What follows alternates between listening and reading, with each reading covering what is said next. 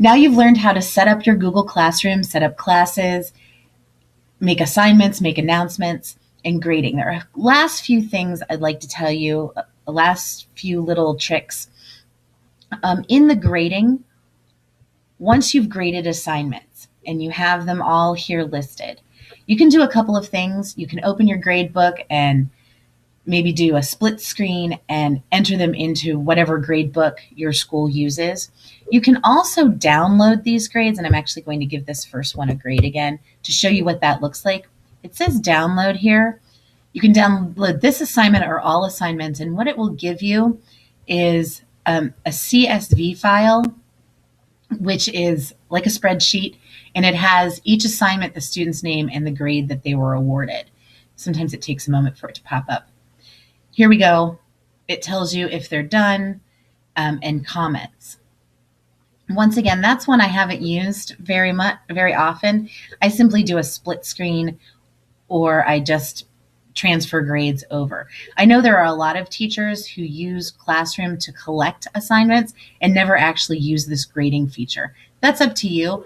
I like to use it. It keeps me organized. Some teachers don't use it at all. They look at the assignment, they figure the grade, and they put it right into their grade book. They have their grade book open up in another tab. So that's just a little, some ideas for how you can handle grading with Google Classroom. I'm going to discard all these changes and take you back home so we can look at just a couple more things. Each of the classes that are listed on the home screen have a file folder icon in the bottom right-hand corner. I'm going to go ahead and click on one of those just to show you where that takes you. And it's going to take you into your Google Drive. And usually it takes a minute to load. And it will show you, it will have a folder for every assignment that you've created in that class. It'll have the templates and it says do not edit. Don't open it. Those are the templates that Classroom has created to pass out to the students. Here, it'll give you everything that was assigned and all of the assignments for each of those students, whether they're done or not.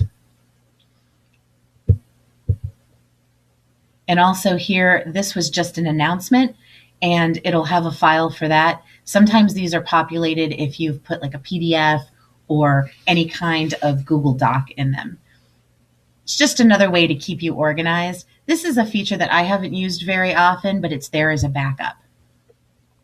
One other thing I'd like to show you is down here, and it's in the bottom of every screen. So either in the stream or in the student or on this home screen, it's a question mark. And it has some choices. What's new, send feedback, ask a question, or get help.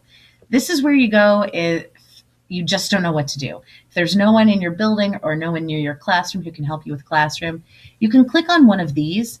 I'm going to click on, well, actually, I'll tell you about what's new. Every time that there's an upgrade or something changed in Google Classroom, they add it to a page, and it shows you by date what's been added. And if you go back to your classroom and click on that again, you can send feedback. That's if you feel something isn't working correctly, or if you have a suggestion of something you'd like to see in Google Classroom. The people at Google really do look at those. Archiving classes, which I showed you at the beginning of the video, was something that I sent as a piece of feedback. And I know there were lots of teachers who added that one as well. And Google must have gotten enough responses that say, hey, we'd like to just archive a class instead of deleting it completely, that they actually made that a feature. So if there's something you'd like to see, put it in there. Google does listen. You can click on Ask a Question, and that will take you to Google Groups. This is like a forum or a bulletin board where you can ask a question and get answers from other classroom users. Google has a huge community of forums, a huge community of users, and if you look, there are just hundreds of questions that have been asked. You might be able to find your question in here. You can search the topics, something you're having trouble with, or if you just like an idea on how to use Classroom effectively in your room. I'm going to go back to Classroom, and I'm going to click on that question mark one last time. You can click on Get Help, and it'll open up another tab, and it'll take you to the Welcome to the Google Classroom Help Center page. And it's pretty much a facts page. It asks you, it gives all the frequently asked questions and tips and tricks that you can use. So if this video wasn't enough, this is another great resource for helping you use Google Classroom. The last thing I'd like to show you is settings. So I'm going to go to the hamburger one last time, and I have my list of classes here. I'm going to go all the way to the bottom to settings. You can add a picture of yourself if you'd like. And there's only one thing in here, and it's notifications. And it says send email notifications. What this will do is every time a student turns in an assignment, it will send an email to your Gmail account, the one that's attached to this classroom account. I would suggest making sure that there's no check mark in the box. If you have large class sizes, maybe you have 150, 200 students on your roster, every time a student turns something in, you'll get an email about it. I had it toggled for quite some time and realized that it was just clogging up my Gmail.